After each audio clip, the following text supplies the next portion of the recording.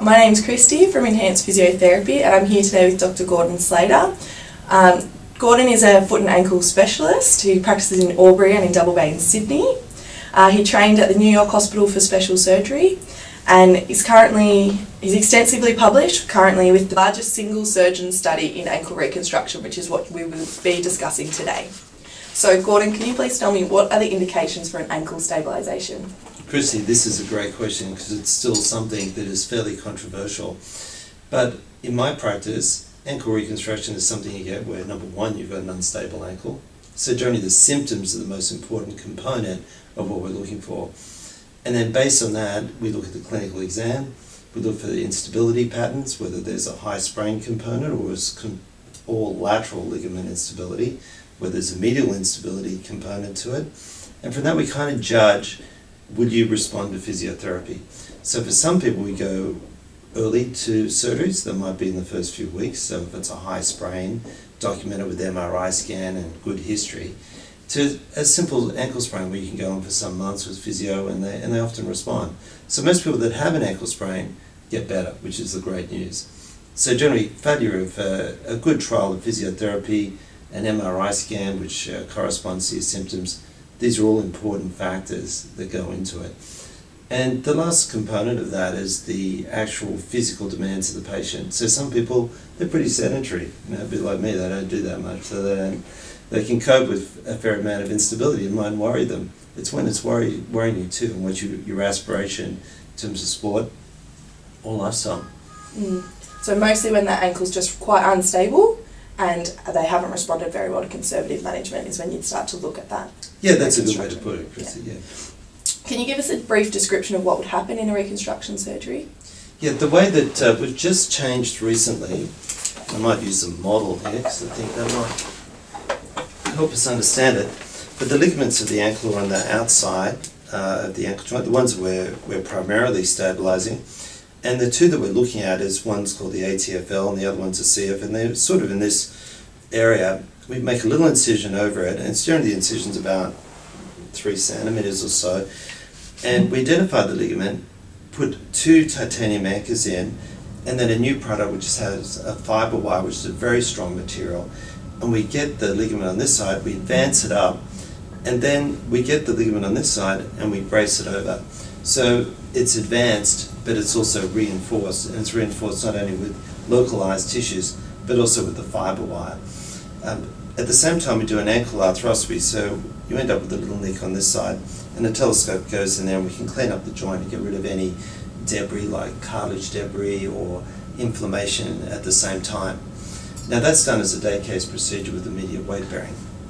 Okay, so you're happy for your ankle reconstructions to walk straight away as they finish their surgery? That's right. Yeah. So one of the things we were doing some years ago was to do a block where your whole foot was numb afterwards, so we had to protect for generally 24 or 48 hours afterwards. But now immediate weight bearing in a cam boot, so like it looks like a ski boot around your foot. Yeah. You may have a stick for the first day or so, just depending on what your symptom levels are like. But after that it's weight bearing according to pain. So most people would come in walking pretty freely at a week's time when we take out the stitch, and you've got a couple of stitches to take out. The one on the side's dissolvable. And then you wear the boot only for another week or so after that. The boot's only there for comfort. So we're trying to encourage our patients to come out of the boot at about 2 weeks now. Yeah. And then we've got a fairly extensive rehab program, but it's not so much time dependent, it's more objective related. Yeah. So as you cross one of the barriers, you get across that, you can immediately progress onto the other one. So the fastest I've seen someone with the new technology is at a light run at 4 weeks, and some guys are even starting to go back and training at 4 weeks.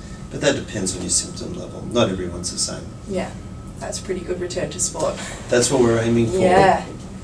So you mentioned that it's a bit different now with our weight bearing straight away. What other changes have there been over the last sort of 10 years? The reconstruction is a lot stronger. The other thing is that we're looking, in my practice now, we're looking a lot more closely at whether the medial ligament has been damaged. I think that in some people in the past we've looked at someone that's had instability and we've gone, it's purely lateral, and I don't think that that's correct. I think the medial in some people has been ruptured at the same time, and failure of a rostrum, which is reported in the literature, can be relatively high. I think it needs to be stronger. So we're making the reconstruction a lot stronger. As we do that, people can return to sport earlier. Yeah. So the stronger it is initially, the less we're relying on the recovery of all the tendons and muscle, and that turn of, what you guys know as proprioception is really important. The other thing is I moved away from the wobble board. I don't like wobble boards. Wobble boards are just too aggressive, I think. I like to see people being in control all the time with their ankle in the rehab. When are you happy for range of movement and strength to be started in there? So range of motion, I encourage them to start pretty well straight away. So they can come out of the boot in the first week, move their ankle up and down. I'm looking at it just as sort of sagittal plane movement to begin with, and then after about 2 weeks they start to do full rotation. Yeah. And you mentioned that some people can get back to sport within 4 weeks. That's the early end of the scale. That's right. What are you more looking at for the majority of people? Is it just dependent? Yeah, it depends on the sport. So some sports, obviously, if they're a contact sport, so contact agility sport is at the upper end of the spectrum. Yeah. Other sports like, tennis, which is probably mid-range, you can get back to fairly early. Than other sports. I mean, there's dance a sport. I mean, you get back to that straight away. But like light running on the treadmill is where they first start. Yeah. So with the treadmill or bike riding, those sort of sports, you can be there at about 3 weeks. Yeah. Yeah, and that's what I would be. If you're a fit athlete, that's what I'd be aiming for. Yeah. If you've got other intercurrent illness, you might diabetes, smoking, these all come into play. Yeah. So everything's tailor-made, but the fittest, youngest people, about 3 weeks, you can be starting on a bike ride, they pass that test and they get on a treadmill, gradually dial up the speed and get faster on that. Yeah, that's really good news for anyone that's just had an ankle reconstruction, isn't it? Yeah, it is. It's because I think a lot of people still have the perception that it's a very long recovery time, which it's not. Like I think when you say reconstruction, people think about maybe other joints. So it's totally different to say an ACL rehab or a shoulder reconstruction rehab. It takes a really long time. Yeah, it certainly can't it? Yeah. Are you able to explain the difference for us between an ankle sprain and the higher ankle sprain, like a syndesmosis type injury? Yeah, so the high sprain injury it's kind of like the full house. It can occur as an isolated thing. But if you look at the lower part of the ankle, so the lateral ligament, that's your sort of stock standard ankle sprain. The high sprain injury, which it's getting a lot of attention now, mainly because it's imperative to identify in professional athletes. It's associated with a very prolonged recovery time. And that's when you get disruption between the ligaments, between the tibia and the fibula. And the way that I give an analogy to people, to sports people, is it's like the front wheel of your bike. You have the spoke and you got the wheel. If that's unstable, then you get a lot of instability and a very prolonged recovery. So with those people that got a bona fide instability of this joint, you can see it generally historically fairly early. You can tell because they're the sprains where people they rupture the higher end of the ligaments and they can't walk immediately. So they're generally being carried off the field. Sometimes very dramatic. They're brought in by ambulance and people take X-rays and say there's it's just a sprain. Get on with it. But inability to weight bear in the first sort of couple of weeks after a sprain, that is like a true warning sign it could be a high sprain. Now with those people, you can put them in a boot and see if they settle down depending on their sort of demands. But if they're a high-grade athlete, we have the discussion about stabilizing it. The stabilization surgery is a very controversial thing as well.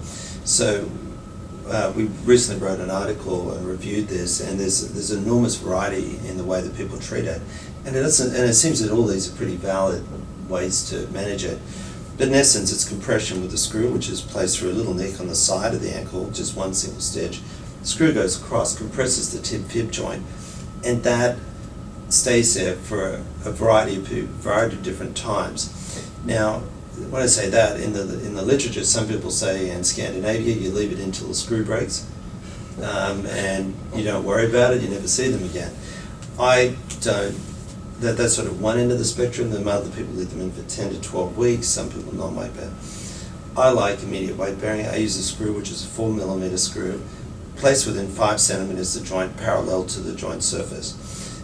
that goes across. I use 3 cortexes rather than 4 cortexes. Some people put a screw right across. Now with that, then the thing is, when would you take it out? If you take it out early, this ligament may not have healed in time.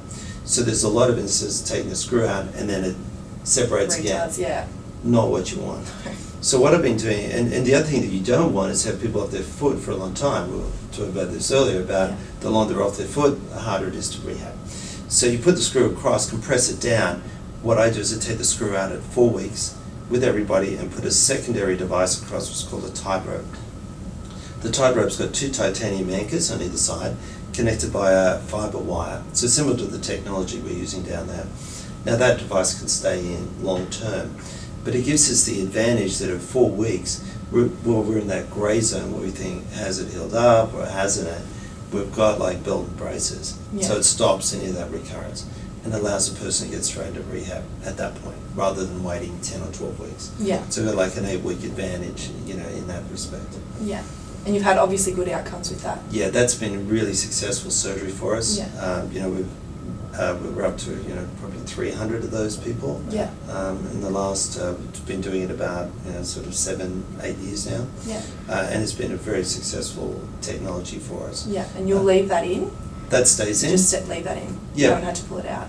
Only so taking it out only in about probably 10 people. Yeah. So it's a very low incidence. Yeah. It can give you a bit of irritation on this side. Yeah. So take it out. That's what the patient can feel it. Not very common. Yeah. But generally try to leave it in for about 6 or 8 months at least. Yeah. And by then it's well and truly done its Yeah. job and the person's been able to rehab. Beautiful. I think that covers off everything that we've been asked to talk about today, Gordon. So thank you very much for your time. That is my pleasure, Chrissy.